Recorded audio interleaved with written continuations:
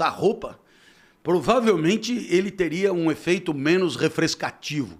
Então, há uma adequação entre o que as coisas são e aquilo para o que elas servem. Certo? E é por isso que elas são como elas são, porque elas servem ao seu propósito. Então, de uma certa maneira, nós também precisamos descobrir qual é a nossa praia, precisamos saber, de certo modo, quem somos para entender qual é o nosso papel no universo. Então, isso é imprescindível. E desempenhar os papéis corretamente. Corretamente. Não é corretamente, é pouco. É desempenhar o seu papel com excelência. Arete, com excelência. Então, vamos lá. Vamos pegar, deixar o intestino de lado, parece uma obsessão, e vamos pegar o meu caso, né? Bom, muito bem. Então, qual seria a interpretação? Bom, meu pai queria me ajudar a descobrir qual era a minha praia. Então, como é que você descobre qual é a sua praia? A gente ainda não vem na maternidade com uma espécie de manual de instrução. Olha, tais e tais e tais características. Função, professor de não sei o quê, de tanto a tanto. Como fazer para chegar lá? Estude isso, né? Seria assim uma ficha de... Seria mais fácil, inclusive. Eu acho que seria terrível, porque tem países que tentaram fazer isso. Verdade. Essa que você já viria. Imposição de cima para baixo e termina em tragédia, né? Você, infantaria de frente, você, maquinista, você, médico. Orador. Não dá certo isso. Bom, também aí é preciso ver quem é o tirano, né? Porque...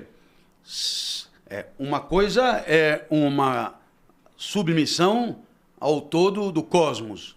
A outra coisa é a submissão a algum... O Kim Jong-un. Algum... ditador, isso. De fato. Isso. Então, bom, aí, vamos lá. Aí meu pai me levava lá, flauta, horrível. Não é do ramo, não. Futebol, péssimo, horrível. Pintura, pelo amor de Deus, desenho, medonho. Foi testando várias coisas. Não, e no meu caso, que tem gente que se vira em muita coisa. Uhum. No meu caso, era assim, bastava pegar no negócio pro cara dizer, olha, não... Péssimo. Eu me lembro que meu pai...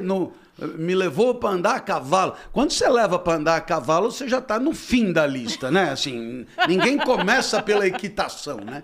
Já está no fim. Aí o professor pegou e falou, monta aí.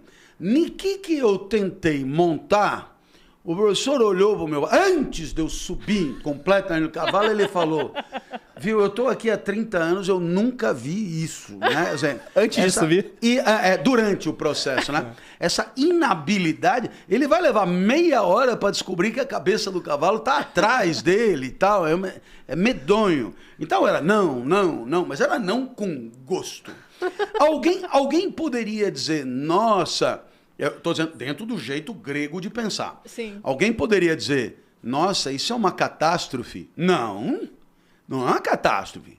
Pior seria ser mais ou menos num monte de coisa. Né? Isso não é uma catástrofe. Eu acho que demora mais a chegar à conclusão. Por exemplo, eu sou mais ou menos em um monte de coisa. Então eu fiquei até quase os 30 anos tentando um monte de coisa que não era necessário. Tá vendo? Demora. Então era 0. E meu pai dizia para minha mãe, ele é ruim em tudo. ou então...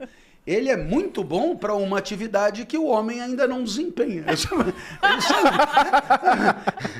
Então, ele tem um talento incrível para alguma coisa que não sabemos o que é. Ainda é um... Não, mas sério? Se você parar para pensar, sujeito extraordinariamente talentoso para trabalhar como youtuber em 1500, é um problema. É um problema. Tá certo? Bom, brincadeiras à parte, um dia eu virei para ele e falei, preciso ir mais cedo para a escola. E meu pai tinha idade para ser praticamente meu avô, né? Acontece em certos tipos de paternidade. E meu pai era muito desconfiado. Então, mas chegar na escola mais cedo por quê? Eu falei, não, é porque vai ter prova. Falei, mas não basta... Ele falou, não basta chegar na hora da prova? Eu falei, não, eu preciso chegar antes. Por quê? Mas assim, muito desconfiado. Né? Falei, aqui eu preciso ensinar os colegas. Eles sempre pedem para eu explicar a matéria. Você? Eu. Aí, assim, estranho. Ele pegou e falou, e assim, como é que você explica? Normalmente eu explico 1 a 1.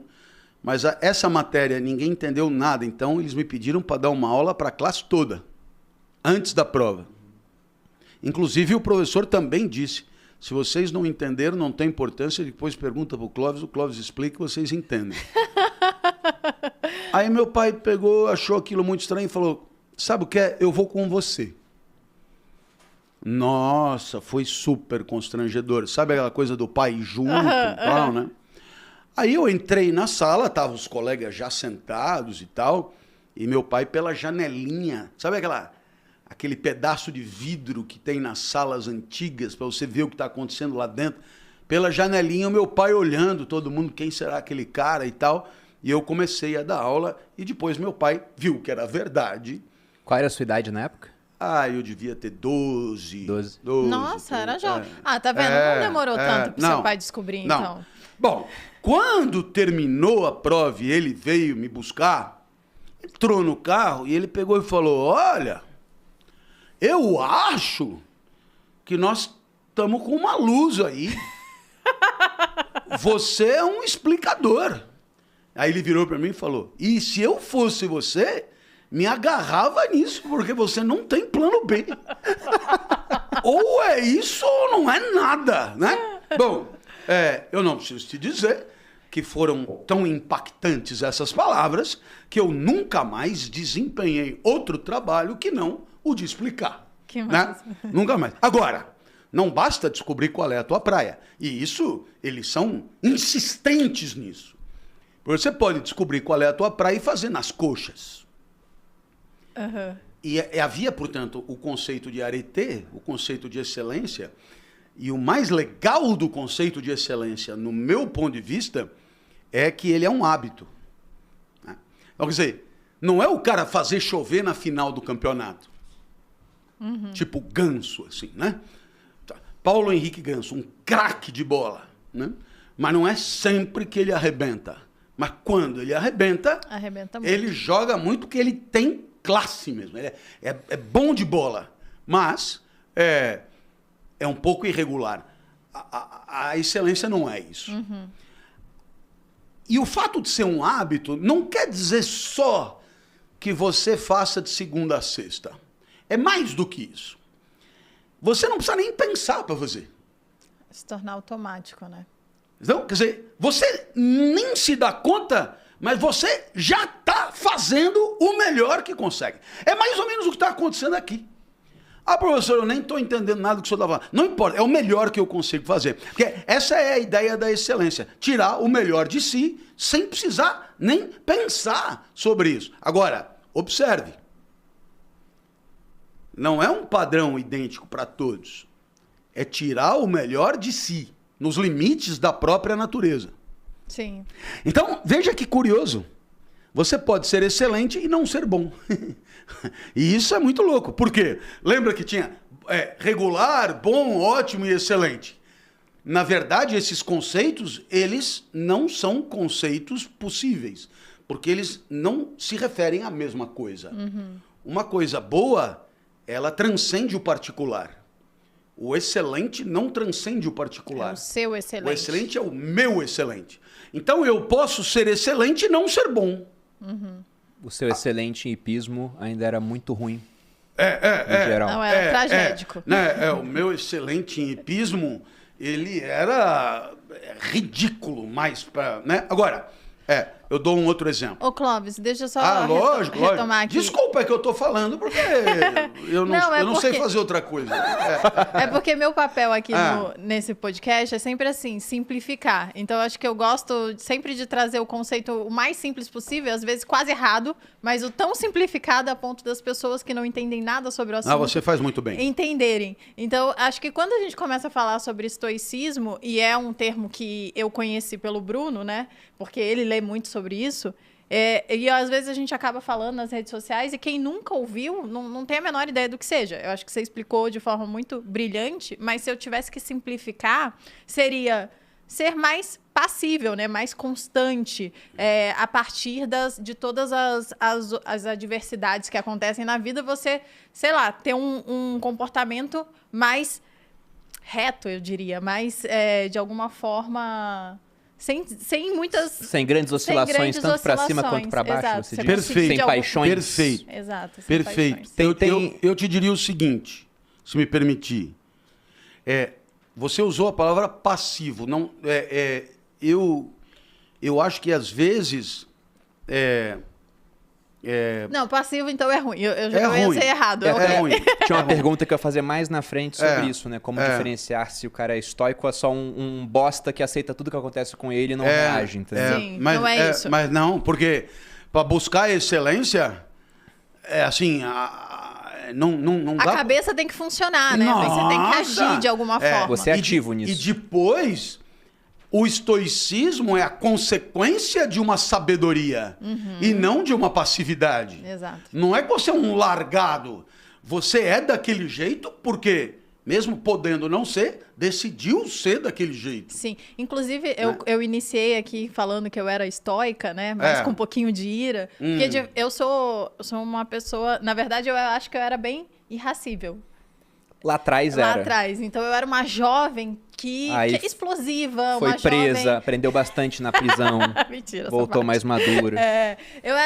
Eu era imatura, né? Então, tudo me atingia de uma forma e as minhas reações eram muito imediatas. Então, eu acho que é exatamente por isso que eu acho que hoje em dia eu consigo ser estoica, digamos assim, entre aspas, porque eu trabalhei para que eu conseguisse, de alguma forma, impedir que as minhas reações fossem tão imediatas e que elas fossem mais racionais, de alguma forma, para serem melhores. Não é só isso que, por exemplo, bem no começo, acho que foi até antes de começar o podcast, quando fui fazer a chamada nos stories para cá, eu falei que a Malu era uma estoica, mas não é por conta disso, é porque, por exemplo, o Clóvis, ele colocou aqui a respeito da natureza, né? Que ele foi tentar descobrir qual era a praia dele e viu, olha, essa aqui não é minha praia. Ele não se revoltou com isso. Simplesmente ele aceitou que aquela não era a praia dele, foi procurar a praia dele e quando achou, ele partiu para excelência dentro daquilo. Nos jovens de hoje em dia, se eles não acham a praia de cara, eles entram em depressão. Não, mas eu tô falando de você especificamente. Você fez exatamente a mesma coisa. Você sabe que certas coisas não são para você. Sim. A Malu tem dislexia. Então, ela entende que quando ela vai se expressar de maneira escrita, não é tão bom quanto de forma oral. E aí, graças ao Cosmos, surgiu o YouTube, ela foi lá e fez muito sucesso. Porque se não tivesse essa ferramenta, se ela fosse fazer concurso público, ou igual ela fez a prova do Enem, sabe aquela recomendação de ler a prova toda antes de começar? Nunca foi bom.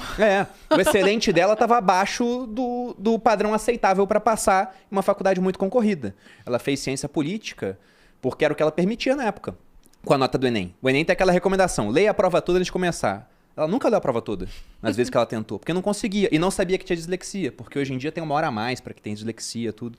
Então, ela viu aquilo que ela não poderia mudar e aceitou. O que ela poderia mudar, ela correu atrás. Né? E acho que ela tem muita sabedoria para distinguir também de uma forma ou outra. Por isso que eu falo, quando eu leio aqui os estoicos, eu falo, você é estoica. Tirando a parte que você era muito mais irracível e foi amadurecendo. Né? Então, por isso que eu enxergo assim. Mas, quando você falou de estoicismo, eu até gostei do exemplo que você deu, Clóvis, você sendo assaltado e levando o seu carro, porque isso me lembrou a história do Zenão. O Zenão de Cite, que foi o fundador do estoicismo. Isso. Que era esse grego que ele era um comerciante, e em determinado momento aconteceu um naufrágio, e todos os bens dele praticamente se perderam no mar. Ao invés de ficar revoltado ou depressivo, ele simplesmente falou que a fortuna ordenava que ele ficasse mais livre para filosofar. E aí partiu realmente para conhecer mais da filosofia. Então ele aceitou aquilo que aconteceu, porque é a vida, pô. Você vai sair no meio de uma nevasca e falar, tá nevando e não era pra estar nevando, vai se revoltar contra a natureza? Não dá, né? Simplesmente, mas por favor. Bom, primeiro, essa sua condição te permite mais do que simplesmente uma aceitabilidade, ela te permite uma excelência verbal, né? Tanto que você profissional da palavra, né? Obrigada. Vamos acreditar e o faz nisso com maestria, Obrigada. né? Bom, o exemplo é excelente, né? O estoicismo é muito isso, é uma sabedoria que te ensina a não se revoltar com o que é, mas te ensina a não se revoltar com o que é, te explicando que as coisas não giram em torno de você, né? Mas assim, a natureza vem rodando, sabe? Digamos, a materialidade do mundo, e quando eu digo o mundo é filosoficamente, porque eu estou falando mesmo do universo, do todo, né? Aquilo vem... Né? Quer dizer, se você imaginar que a Terra está girando em torno do Sol numa velocidade que, se ela fosse um ponto, ela iria de São Paulo ao Rio em 9 segundos, né? Se você imaginar que o Sol está girando em torno do centro da galáxia numa velocidade ainda muito maior. Se você imaginar que o Sol é mais ou menos 120 vezes o tamanho da Terra e está girando em torno do centro da galáxia, no braço de Órion, numa velocidade absurda, etc. E aquilo vem... Né? E você que é um grão nessa história, apareceu no turbilhão, né? Aí você olha pro turbilhão e diz, que porra é essa? Não estão me vendo aqui? E tal, né? Quer dizer, é se revoltar contra a natureza. Ele não tem entendido que, no final das contas, não é você. É uma engrenagem colossal da qual você faz parte numa insignificância absurda em relação ao todo, mas numa importância máxima em relação a você, em que você, obviamente, ou entende que as coisas são como são, tipo, o planeta Terra é insignificante, em relação ao Sol, o sistema solar é insignificante na Via Láctea e a Via Láctea é insignificante em relação ao resto das constelações e que, portanto, a coisa é o que é e você é o que é. Agora, dentro do que é, a ideia é que seja o melhor possível. Não é assim, olha, né? Coisa é grande... O negócio é grande, meteoro, não sei o quê, a Terra é uma porrinha e a coisa e tal. Então, velho, eu vou sentar ali e vamos esperar essa porra passar, daqui a pouco eu morro e tá tudo certo, né? Não, é bem o contrário. Quer dizer, a coisa vem e você, agora veja, enxergando a coisa do outro lado, e você teve o privilégio, assim, vamos dizer, cósmico de existir. Porra, já que você existe, quando haveria zilhões de ocorrências que não te fariam existir, porque bastaria um espermatozoide torto entrar na frente do seu e pronto, já não seria você. Então, já que a vida é quase uma impossibilidade, quase raiz de -1, mas ela é uma grande improbabilidade, velho. Então é o seguinte, deixa eu ver quem eu sou e aí eu vou viver e naturalmente eu viverei a melhor vida possível se eu explorar o que eu tenho de melhor.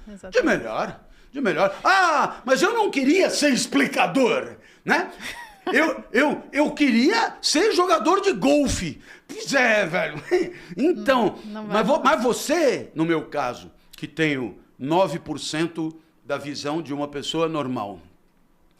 Então, você não enxerga nem o buraco, nem o taco, nem a bola, nem não sei o quê.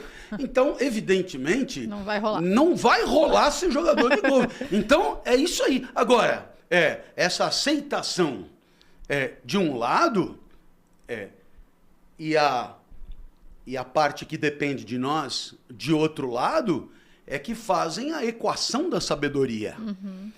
É o Epicteto. Metade da vida depende de você, a outra metade não depende de você. Na sua vida tem coisas que você pode controlar e coisas que você não pode controlar. E agora, hoje em dia, né, o que eu enxergo assim é que a juventude, que você falou que é mais frágil, parece que eles querem mudar a natureza.